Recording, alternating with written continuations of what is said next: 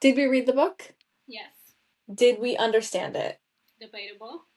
Welcome to Reading Between Wines. Where the books are questionable. The opinions are strong. And the wine is absolutely necessary. I'm Cici. And I'm Mariana. And today, we have thoughts. So many thoughts. So pour yourself something strong. You're gonna need it. Let's uncork this week's read.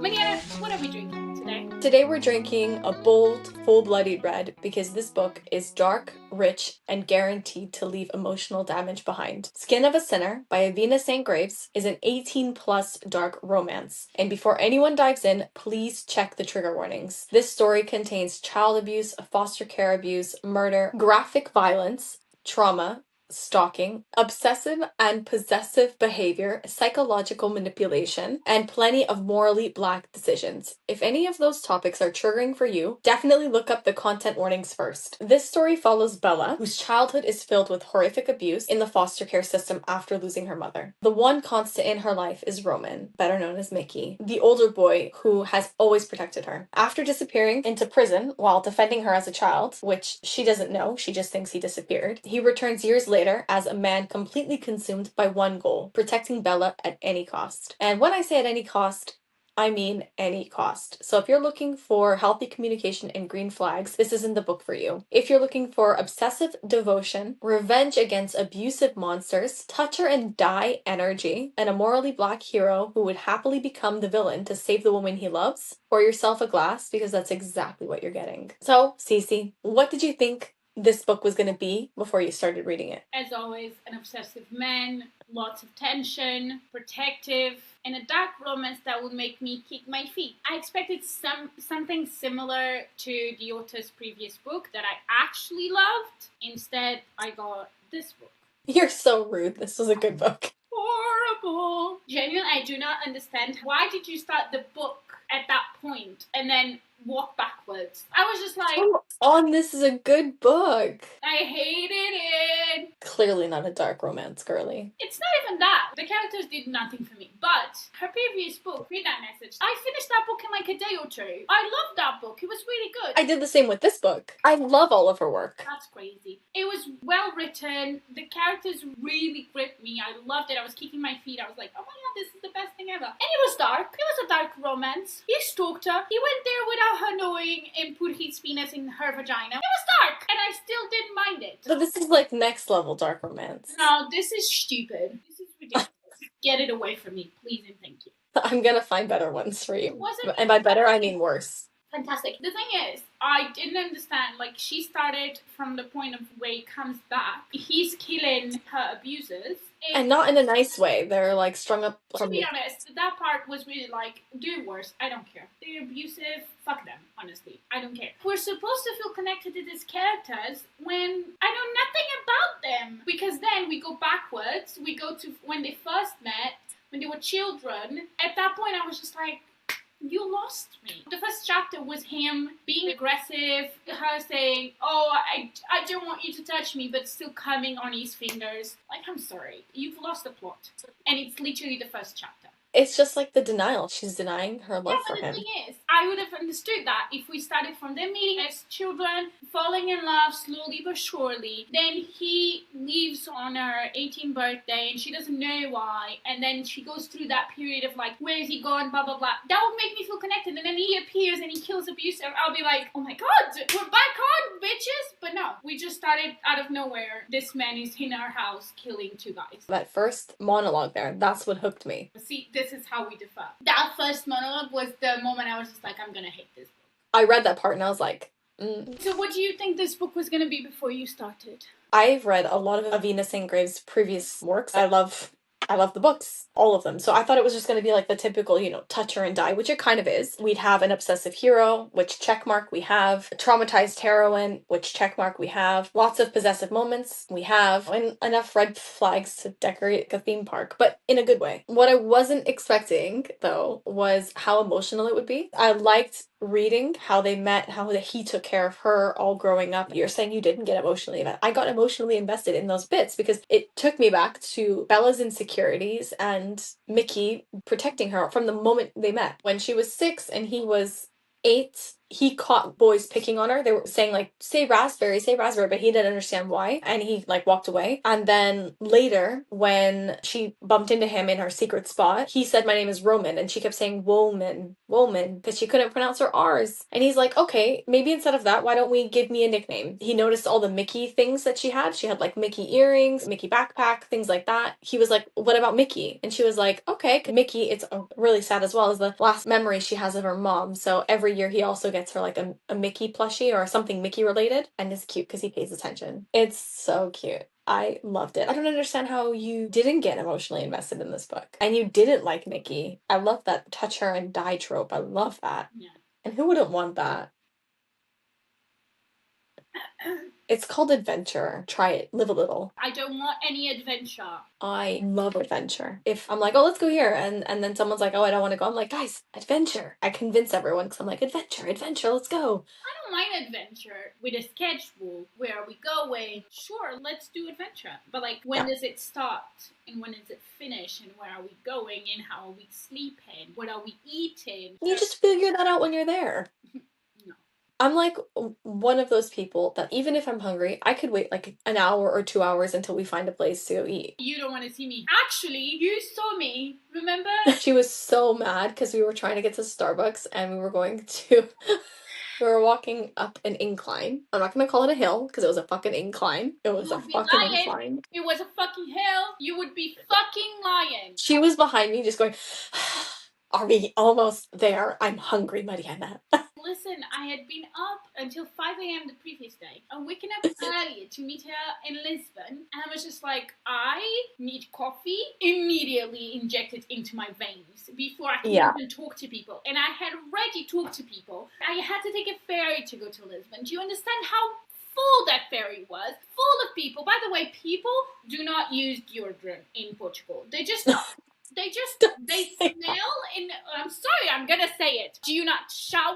Do you not use honestly, the body odor that I had to smell bright and early in the morning after I slept 4 hours, and then I got to her. Mind you, I was already pissed off. As I was getting out of the ferry, she told me, press record. I pressed record, couldn't find her anywhere. I was outside and I walked the other way. Couldn't find her anywhere. Called her, she declines my call. What the fuck is happening, Mariana? Eventually, she texted me, where are you? And I sent her a picture of where I was. And she's like, how did you went back past me? And I was like, could you just tell me where you are right now? And then I called her, and finally she picks up. And I see her, and I was just like, this way, please turn around. And as I tell her, turn around, she turns the other way. I'm like... Oh my god, she's testing my limits. Then I find her. We walked 20 minutes to get a coffee. I was just like, I can't do this now. That was nothing. I feel sick to my stomach just thinking about this, guys. I had nothing to eat. I didn't have coffee. It was fucking hot. It was not that hot. I was in jeans. Fuck you. Yes, it was. Don't play with me. Do you see where I'm going with this? Yes, I can have an adventure, but you do not want to see me without any sleep and hungry. That's deadly. You would be hearing from me for years to come. Years to come. Your children will know about this story. Okay? Now, back to the podcast, please, and thank you. If you had to pick one quote to summarize the book, what would it be? Roman says, you have never been just a face to me. You've always been the whole picture. Without you, I'm incomplete. That's low-key cute. That is cute. What about you? Do you have any quotes that... I have 2 quotes, and this was me going easy, because I was like, I like that one, I like that one, I like that one. I love the first one from Roman, where he says, my religion starts with Isa and ends with Bella, and I'd worship at her altar every night. Blessed be the meal I'm about to eat and all that. She's literally his reason for living. That's what I get from that. He doesn't just love her, he worships her. Everyone needs a Roman, okay? Stay away from me if you're a Roman. Stay the fuck away from me, please. Did you see the quote at the beginning of the book? It was by Avina St. Graves herself. I honestly never felt more called out in my life. Girl, you wrote this for me, and now you're pushing it back in my face. She said, is the love interest a problematic, obsessive, walking red flag that belongs in prison? Yes. Would he chase you through the woods, but would he steal your panties? Watch you sleep? Mark your name into his chest? Kill for you, then treat you like a princess? I think you know the answer to that. And you know what? Us girlies are proud to call his red flags green. The second I read that, I was like, yeah, this book was written for me. I went in, dived right into the book. Anyway, is this box wine or Vineyard Elite for you?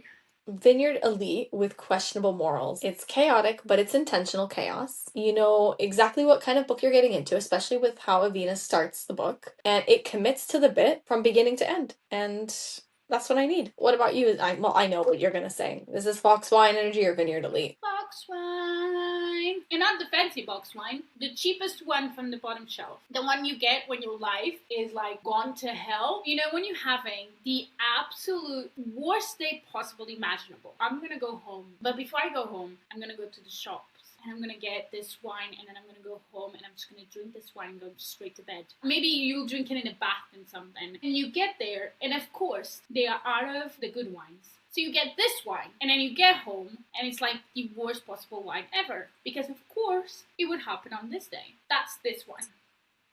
I feel like you didn't relate to my answer. Not at all. I'm usually prepared. I have currently in my fridge like 3 bottles of white wine chilling. I have a rosé. I have champagne, 2 dark reds, gin, and in my freezer I have Grey Goose vodka, as we know. Everything to make a martini. Dirty, of course. So I didn't relate to that because who doesn't keep their wine in fridge and shelf stocked with Type everything? B people. Type B people. Who annoyed you more then? You gotta have somebody. Bella. Bella by a mile. How? Here's how this book went. Roman gets shot, goes to prison, risks everything for her, and Bella goes like, yeah, but you've left me. Not by choice, bitch! He went She to doesn't know. She doesn't know that. Even after she knows that, she still goes like, but I can't forgive you for leaving me. Listen to me! Bella! I'm listening. She was annoying, and then she had the audacity to look me in the eyes and said, this whole time I was misguided in my views of Mickey. Roman Riviera isn't a liar who abandoned me. By the way, he's been telling you this since the very fucking beginning of this fucking book, Bella!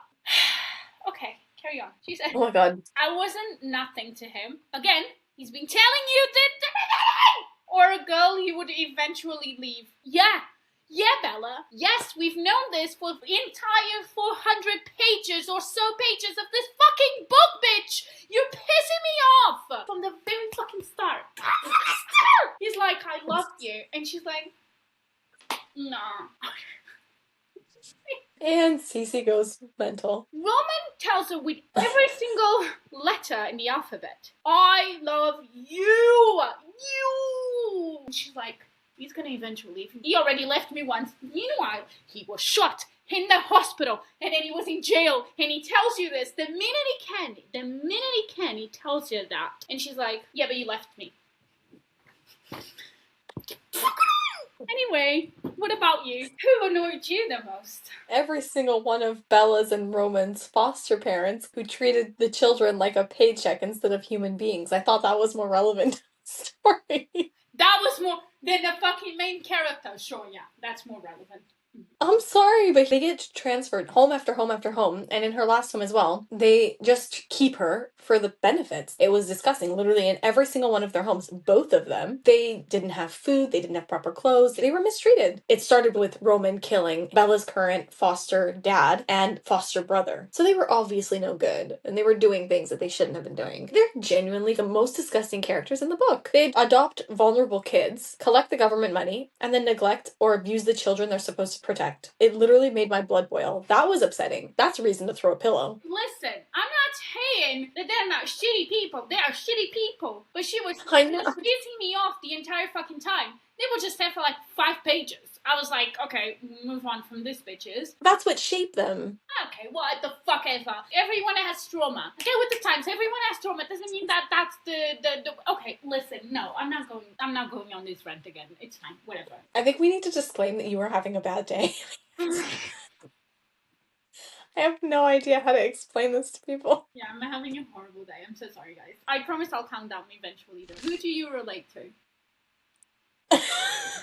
Actually, let me get some chocolate. Hold on. All right, tell me how it's Bella, the one you relate to. Oh, you picked up on that. I didn't even say her name. Obviously not because we live the same life, but because of how much she grows throughout the story. She starts believing she's disposable because that's all she's ever been shown, and you can see how years of abuse affect the way she trusts people and sees herself. And as the story unfolds, she slowly begins questioning the life she's accepted, standing up for herself, and realizing that she's worthy of being protected and loved. Her growth, in my opinion, feels earned, and despite all the chaos around her, I think she becomes stronger by the end. I think that's what made me connect with her, because the past doesn't define you. If anything, it helps you shape who you want to be. And she did that for herself. She started protecting herself. She started saying what was on her mind. Maybe she could do a little less of that, to be honest. Oh my god. Nobody need to know what the hell's going on in your head, Bella. Who did you relate to? Don't say nobody. You had to pick somebody. You're kidding me? I didn't relate to a single person in this story. Did you have any honorable mentions? I do. I have Rico.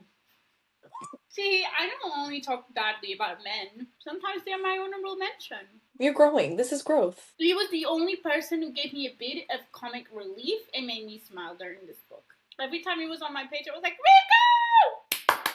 And then Bella or Roman would show up, and I'm like, oh, not this bitches again. I want a book about Rico, honestly. I would read a book about Rico. I think he deserves flowers because his entire personality is winding up Roman whenever he gets the chance. And he doesn't even care. He doesn't care that Roman's this big badass guy who's beating people up in basements and shit and killing people and whatever. Their relationship is one of my favorite parts of the book. Rico knows exactly which buttons to press. When he was in the ring fighting and he was touching Bella, when he was told not to touch Bella, he gets punched in the face afterwards, but he starts laughing. I thought it was hilarious. Roman falls for it every time. I think it's pretty hilarious. For someone who is terrifying to literally everyone else, watching Rico casually tease him is just hilarious. It's a great reminder that even the most intimidating characters have that one friend who refuses to take them seriously. And I think that's hilarious. I loved it. Would you want this relationship in real life? Okay, now listen. I need you all to lock in right now. Fine, I'll have a Roman. I'll admit it. I'm a woman enough to admit this. He's obsessed with her, and I would want that.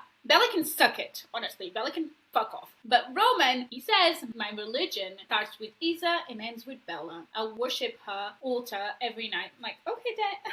Okay, Roman. Damn, okay. You're gonna say daddy. I can't believe it. Let me do that again. No, we're giving that.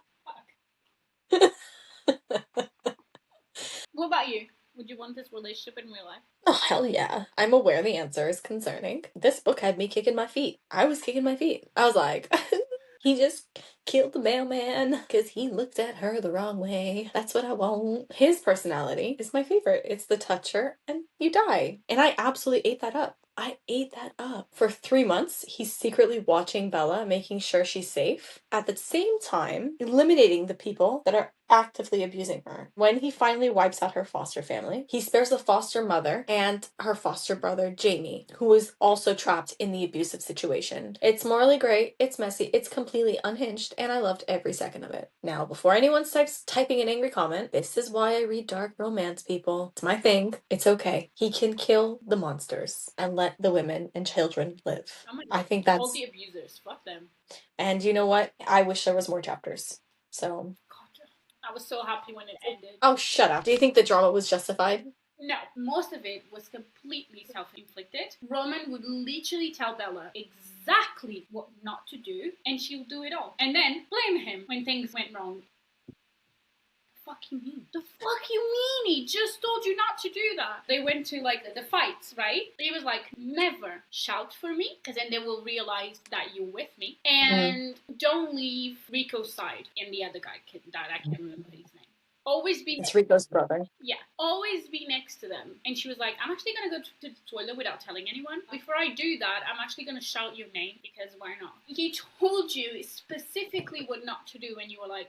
It's like when you tell toddlers, don't touch that, and they're like, was the drama justified for you? Yeah, it was. Bella waking up to Roman suddenly appearing, killing everyone in her abusive foster home and taking her away. You know, her reaction made sense. Anyone would be terrified because he basically kidnapped her. What frustrated me was how much of the bigger picture she didn't know, because he'd been protecting her for years and he'd been watching her for 3 months. He also wrote letters while he was inside and she never received a single one because they were hidden from her. So many misunderstandings could have been avoided if she had the full story and if she had the letters. Like, she would have understood what was going on, that he was always there for her. He was writing her every day, even when she wasn't replying. Yeah. He was telling her directly, she just wasn't listening. And he was probably the most honest, obsessive man I ever read about. Like, hands down. Now, wait a second. Do you think he's a red flag or a book boyfriend? I do think he's Because a book boyfriend. you do. Okay, here's my issue with this book, how it was structured. That's what I have an issue with. Bella. Yeah, you've made that very clear. Thank you. And that's it. Mickey, Roman, whatever the fuck you want to call him, he's not bad. So he's a bit obsessive. So he's a bit murderous. To abusive people, like, I'm sorry, I'm not gonna... Who am I to judge? I'm not God. I'm not judging anyone. I'm just out here living my life, you know what I mean? I'm not judging anyone, except if you're Bella, then I am absolutely judging you. But that's besides the point. We're talking about book boyfriend, and Roman is one. And does he have several label warnings attached to him? Yes, he does. But also, call me Bob the Builder because I can fix him. I even have the overall history. What about you? Yeah, he's funny, he's efficient, he gets things done. If someone hurts the woman he loves, they're suddenly having the worst day of their lives. But you know what? They deserved it. Meanwhile, I'm over here imagining him metaphorically rolling out a red carpet everywhere I walked. Because he would do that if I said, I want a red carpet where we walk. I don't want my feet to touch the ground. He fixed the whole last house for her. And you're gonna tell me it's not a book boyfriend? Like, please. Your standards are clearly low, considering whoever you're with. The bar is in hell. If your boyfriend didn't fix a whole ass house for you after you went to jail for you because he was protecting you, what are you doing with him? Dump him. Dump him. Moments that made us laugh, cry, or scream. Laugh was Rico antagonizing Roman every chance he got. Watching the most feared man in the room get irritated because his best friend won't stop poking fun at him was comedy gold. So, well done there. Cry, finding out Bella never received the letters that Roman wrote to her from prison. He never stopped caring about her. Even though she wasn't answering, he believed there was a reason why she wasn't answering. So he kept writing the letters, and that was sad. And it was sad that she spent years believing he abandoned her. It also speaks to the kind of person he is. Even though he did think that she might have stopped caring for him, he still was like, I'm still talking to you until I have actual proof that you do not want to talk to me. That speaks a lot about the person he is and how he cares. His immediate thought was, something is happening. Why aren't you replying to me? Instead of like, fuck this bitch, which would be my immediate thought. Someone doesn't reply for me for 5 minutes, I'm like, oh, so you don't love me anymore. That's cool. That's fine. Literally the other day you weren't replying to me and I was like, hello? Are we still friends? And you came back and you were like, I was actually in Pilates. And I was like, and? I can't message you when I'm in Pilates. That feels like you don't love me. If I call my mom and she's not picking up, I'm like, so I'm not your favorite. I'm not your favorite daughter. What's happening? If you don't pick up my call or if you reject my call, and I was like, so you hate me, just say that. Just say that. What about you? Do you have any moments that made you laugh, cry, or scream? Laugh. Rico existing. Just Rico. Scream. I think everyone's going to be very confused, very surprised about this. Bella. Bella blaming Roman after the boxing match. Getting mad at him that he left her when he was literally in prison. And Bella, again, for just being Bella. Also, I have a confused moment where the author tells us, the reader, that Roman reads a smut book to Bella, but nothing happens.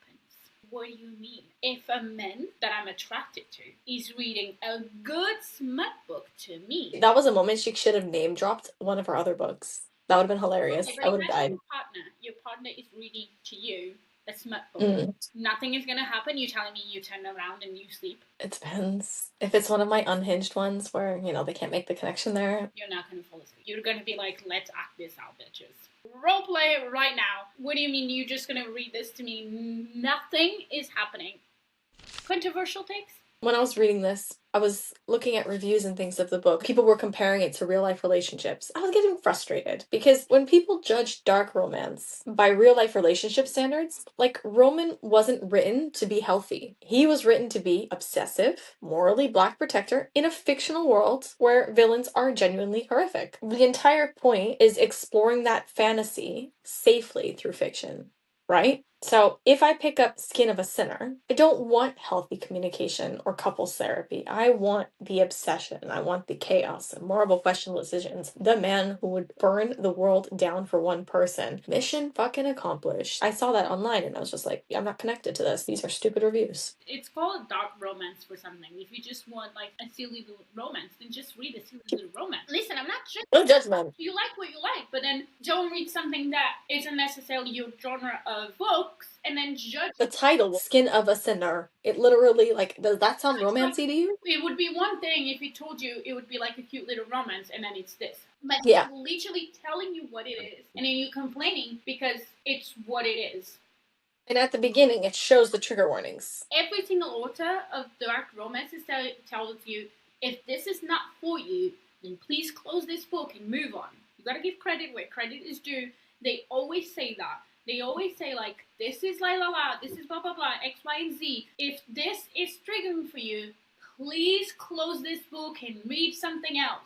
You cannot criticize it because it's what the author told you it was in the beginning. You cannot do that. I'm sorry. The reason I got into dark romance was accidental. My first dark romance, which now is like not very much of a dark romance to me, is Haunting Adeline by H.G. Carlson, of course. Amazing. I saw all the hype around the books. I just bought both books. I read like the trigger warnings of the first book and I was like, oh no, I don't know if this is gonna be my thing. But then like I ate that up. That's where it all went downhill or, uphill for me. Even if it's not your thing, try my motto, try anything once. And I think that Cici got involved in this because of me. I don't think she would have read these dark romances unless. No, actually, I read Haunting Adeline a few years back. I think like 1 year, 2 maybe. But you didn't read the second book? No.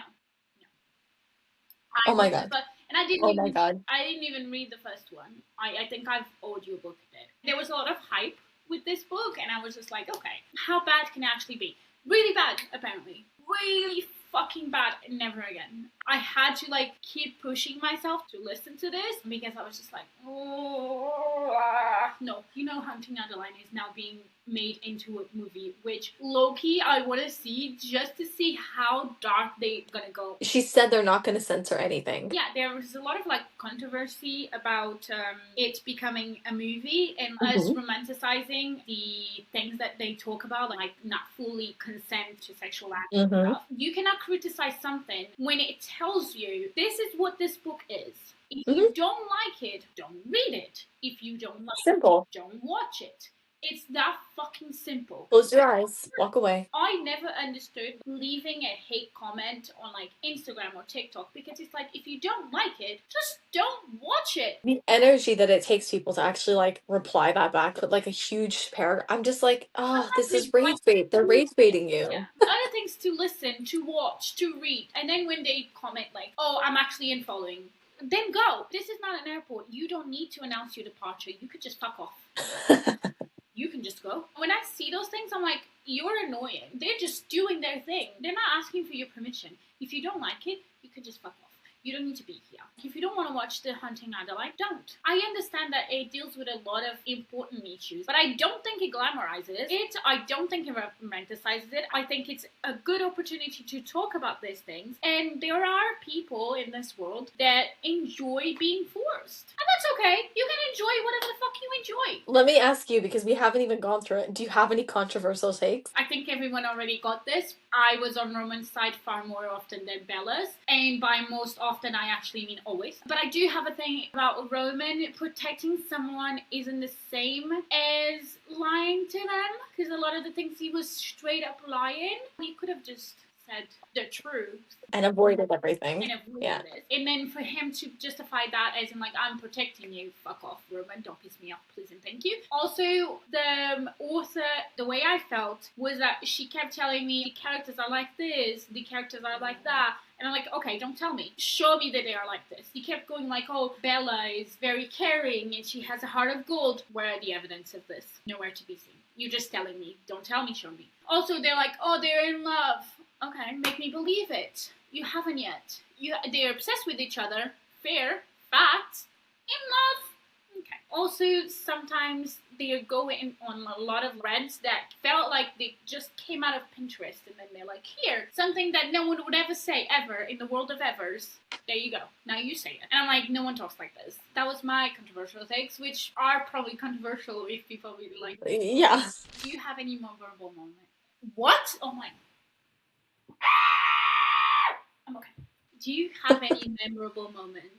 I think the biggest one from this book was Bella finally discovering all of the letters that Roman wrote to her. I think the reveal was really sad because she was going through the letters while they were in like some shady motel or something. It completely changes how you see their relationship because you realize he never abandoned her. She was robbed of years of knowing he still loved and protected her. And I also adored the story behind the nickname. It's such a sweet little detail in the middle of an otherwise incredibly dark story. It made their bond feel even more personal. Do you have any memorable moments? I think the letters was a very impactful moment. It was impactful, and I think it's important that she found it, but it felt like she couldn't believe when what he was saying, that he was like, I wrote letters to you, because he told her this before, okay? It wasn't a surprise. He told her, I wrote letters to you. And she only believed that once she read them, once she had them in her hands. That's when she says, this whole time I was misguided in my views of Mickey. Roman Riviera isn't a liar who abandoned me. I wasn't nothing to him or a girl you would eventually leave. And she only believed this once she had those letters. He kept telling her, I am here for you, I love you, I don't want anyone else. He kept telling her, he kept showing up for her, everything. And she only believed once he had those letters. And I was just like, anyway, that was not my memorable moment. It was just like something that I thought about now. My memorable moment was the boxing match. Not because it was good, okay? Because it made me want to throw the book across the room. I was like, are you fucking serious? He told you time and time again not to leave this bitch's aside. And you were like, I'm gonna do that like that. I'm gonna actually fuck. This was after she had a couple of drinks, right? So she was like buzzed, just vibing. When I'm like that, I run. I told you, I run. So nobody gonna catch me. I'm starting to see why you relate to Bella. Yeah. Anyway, would you reread this or re-drink this? Oh, reread without hesitation. I don't need to drink anything to reread this. I love this book. Everything I wanted from a dark romance, so I can't complain. You could probably be more concerned about how much I enjoyed it. I am very concerned. I'm very fucking concerned, actually. What about you? Are you gonna reread or re-drink? Okay, re-drink, fine. Yeah, and it's gonna be the shitty box. It's gonna be a box wine or like expensive shit, or is it shots? No. I need expensive. I need to be buzzed. Main character energy or delusional? Main character. My Roman? That's the definition of main character energy, for sure. Main character vibes or delusional? Bella delusional. Roman somewhere between hopeless romantic and clinically unhinged. Okay, you're rude. Would you recommend this to your grandma? Hell yeah. Hear me out. My grandmother likes dark romance. She isn't easily offended, and she can appreciate a fictional man who's one bad day away from making the evening news. I would just hand her the trigger warnings first, saying, like, don't judge me, text me when you get to Roman. If she comes back saying, this man needs therapy, I don't know. Most likely she'll come back saying, I kind of get it. And, obsession runs deep in the family. So generational generation, Would I recommend it to every grandmother? Definitely not. My grandmother, she can join the Roman fan club for sure. What about you? Would you recommend it to your grandma? Grandma, I'm begging you, run. Okay. That's enough opinions for one episode. But I have so much more. We've read.